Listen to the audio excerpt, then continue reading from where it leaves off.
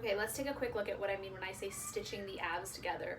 So we have our rectus abdominis, which is our main like six-pack muscle. And then we have the linea alba, which is the connective tissue between it. And that's what a lot of us experience when we get something like a diastasis. That tissue, the linea alba, is splitting and the rectus abdominis muscles are spreading further away. So that's that gap that we get. That's that bulging that some of us get.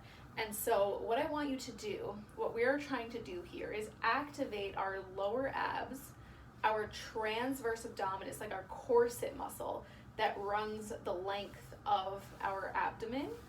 And that's what really helps us in that late stage breathing, that exhale, to stitch things together. And this is gonna help get that connection back, get that integrity back.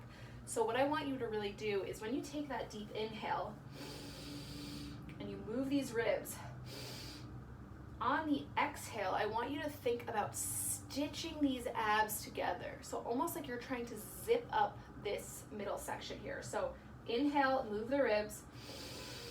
Exhale.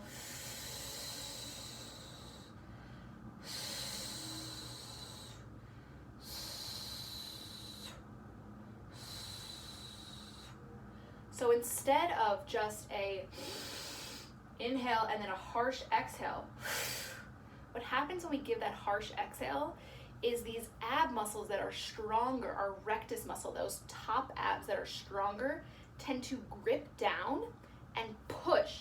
And they either push out or they push down wherever is weaker for you. And with that analogy, I want you to think of like a can of toothpaste, a bottle of toothpaste, what do you call it? Think about what would happen if the cap was off and you just squeezed the middle of the toothpaste. You'd get a big squirt out the top, right? As opposed to if you gradually squeeze the toothpaste. So that's how I want you to think about those abs. When you take that inhale, if you just forcefully exhale and those strong ab muscles take over, we're gonna get a lot of pressure down or pressure out, depending on where your weakness is. Pressure goes to the weakest point. So if you have that diastasis, we're gonna get a lot of pressure out likely. And so when you think about coming onto your back and doing this breathing, we're gonna go inhale into those ribs and then exhale.